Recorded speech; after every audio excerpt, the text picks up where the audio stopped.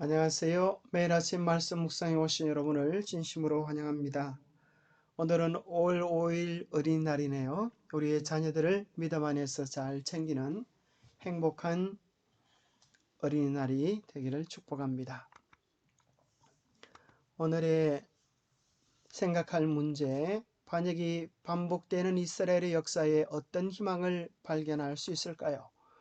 남은 자들의 특징은 어떠합니까? 오늘 우리에게 주는 교훈은 무엇입니까? 반복되는 이스라엘의 역사에 어떤 희망을 발견하게 됩니까? 참으로 인간의 실패와 또 반역을 생각해 보면 도무지 희망이 없는 것처럼 보이지만 하나님은 그 멸망하는 이스라엘 백성 가운데도 남은 자를 보존하셨습니다. 그것은 전적인 하나님의 은혜요 섭리요 사랑임을 발견하게 됩니다. 이사야 4장 3절 시온에 남아있는 자 예루살렘에 머물러 있는 자 곧 예루살렘 안에 생존한 자 중 기록된 모든 사람은 거룩하다 칭함을 얻으리니. 미가 4장 7절 발을 저는 자는 남은 백성이 되게 하며 멀리 쫓겨났던 자들이 강한 나라가 되게 하고 나 여호와가 시온산에서 이제부터 영원까지 그들을 다스리리라. 스바냐 3장 12절 13절 내가 곤고하고 가난한 백성을 내 가운데 남겨두리니 그들이 여호와의 이름을 의탁하여 보호를 받을지라. 이스라엘의 남은 자는 악을 행하지 아니하며 거짓을 말하지 아니하며 입에 거짓된 혀가 없으며 먹고 누울지라도 그들을 두렵게 할 자가 없으리라. 마치 원둥치가 잘려지지만 새롭게 돋아나는 싹이 새로운 희망을 보여주듯 온 이스라엘이 하나님께 반역했지만 그 가운데 진실된 남은 자들, 악을 행하지 아니하고 거짓을 말하지 아니하며 입에 거짓된 혀가 없는 자들이 있을 것을 주님 약속하셨습니다. 교과의 내용입니다. 이스라엘 백성을 위한 하나님의 계획은 그들의 불순종으로 말미암아 비록 망가져 버리긴 했지만 완전히 좌절되지는 않았습니다. 잡초가 무성한 중에도 여전히 꽃봉오리가 피어나고 있었습니다. 많은 구약의 선지자들은 하나님께서 사랑스러운 꽃다발처럼 모으실 신실한 남은 자들에 대해 언급하십니다. 신실한 남은 자들을 형성하시고 보존하신 하나님의 목적은 모든 이스라엘을 향한 그분의 목적과 동일하였습니다. 그것은 그들을 당신의 도구로 임명하여 당신의 영광을 문나라에 전파하기 위함이었습니다. 이러한 방법을 통해 이방들도 신실한 자들과 합하여 그 왕 만군의 여호와께 경배하도록 하기 위함이었습니다. 그러면 하나님께서 남은 자들을 통하여 당신의 뜻을 이루셨는데 그 남은 자들의 특징은 어떠합니까? 열왕기상 19절에 보면 참으로 모두가 다 바알과 아세라 숭배에 빠져 있을 때 엘리야가 이렇게 하나님 앞에 간절히 기도했습니다. 내가 만군의 하나님 여호와께 열심히 율별하오니 이는 이스라엘 자손이 주의 언약을 버리고 주의 제단을 헐며 칼로 주의 선자들을 죽였음이오며 오직 나만 남았거늘 그들이 내 생명을 찾아 빼앗으려 하나이다. 엘리사에게 기름을 부어 너를 대신하여 선지자가 되게 하라. 하사엘의 칼을 피하는 자를 여호가 죽일 것이요 여호의 칼을 피하는 자를 엘리사가 죽이리라. 그러나 내가 이스라엘 가운데에 7,000명을 남기리니 다 바알에게 무릎 꿇지 아니하고 다 바알에게 입맞추지 아니한 자니라. 하나님께서는 이스라엘이 주의 언약을 버리고 이방신을 쫓았음에도 불구하고 바알에게 무릎 꿇지 아니한 7,000인을 남겨두셨다고 이야기하고 계십니다. 하나님께서는 당신의 선택된 백성들의 배교로 인한 절망적인 상황에도 불구하고 언제나 부르심과 택하심을 굳게 하였던 소수의 신실한 백성들을 가지고 계십니다. 간단히 말해서 전체 이스라엘 민족이 어떤 실수를 범하든 간에 여전히 언약에 충실하고자 최선을 다하는 소수의 무리들이 있었습니다. 이스라엘 민족 전체가 이방의 포로가 된다든지 하는 경우에는 남은 자들도 함께 고난을 겪을 수밖에 없었으나 영생에 대한 언약은 궁극적으로 그들이 차지하는 것이었습니다. 신약에도 우리 주님 말씀하셨습니다. 내 양은 내 음성을 들으며 나는 그들을 알며 그들은 나를 따르느니라. 내가 그들에게 영생을 주노니 영원히 멸망하지 아니할 것이요 또 그들을 내 손에서 빼앗을 자가 없느니라. 하나님의 양은 하나님의 음성을 듣고 하나님을 따라가는 자들이라고 이야기하고 계십니다. 오늘날 온 세상이 배교하고 하나님의 참말씀 참진리에 대하여 등을 돌리는 것처럼 보이지만 하나님의 참된 양들은 여전히 그의 음성을 듣고 따라가기를 즐겨할 자들입니다. 그들을 하나님은 능한 손으로 지키셔서 멸망치 않고 보존해 주실 것입니다. 비록 그 수가 적고 연약해 보인다 할지라도 하나님께서는 그분의 음성에 늘 순종함으로 영원히 멸망하지 않을 남은 자들을 가지고 계십니다. 오늘 우리에게 주는 교훈은 무엇입니까? 남은 자들의 특성, 진리를 순종함으로 저희 영혼을 순결케 한 남은 무리들은 시련의 과정을 통해서 힘을 합칠 것이며 배도에 둘러싸인 가운데서도 신성의 아름다움을 나타내 보일 것이다. 시련의 경험들은 영원하고 소멸되지 않은 기억 속에 남아있게 될 것이다. 지금 우리가 원하는 믿음은 산 믿음이다.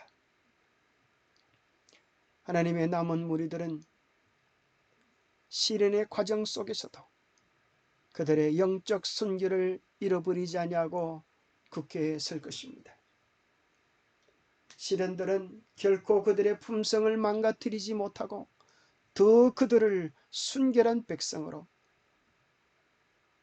하나님의 진리 안에 참 남은 백성으로 보존하는 역할을 하게 될 것입니다. 욥기 23장 10절 그가 나를 단련하신 후에는 내가 숨건같이 되어 나오리라. 고난의 불구덩이 속에 욥이 던져졌지만 결코 그 고난의 불구덩이가 욥을 태울 수 없고 오히려 찌꺼기만을 태워 더 정결케 되어졌던 것처럼 하나님의 진정한 남은 우리는 그와 같은 경험을 하게 될 것입니다. 그렇다고 하면 우리가 가져야 될 숨금 같은 신앙, 점검 같은 신앙은 어떤 신앙일까요? 주께서 이렇게 말씀하십니다. 내가 말하기를 나는 부자라 부요하여 부족한 것이 없다나 내 곤고한 것과 가련한 것과 가난한 것과 눈먼 것과 벌거벗은 것을 알지 못하도다. 내가 너를 권하노니 내게서 불로 연단한 금을 사서 부유하게 하고 흰옷을 사서 입어 벌거벗은 수치를 보이지 않게 하고 안약을 사서 눈에 발라 포기하라.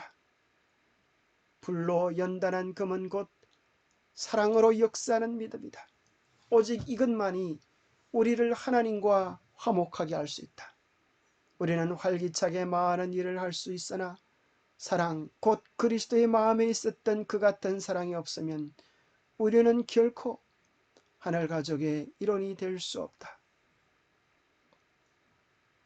오늘 우리의 영적 처지를 알라고 말씀하십니다. 우리는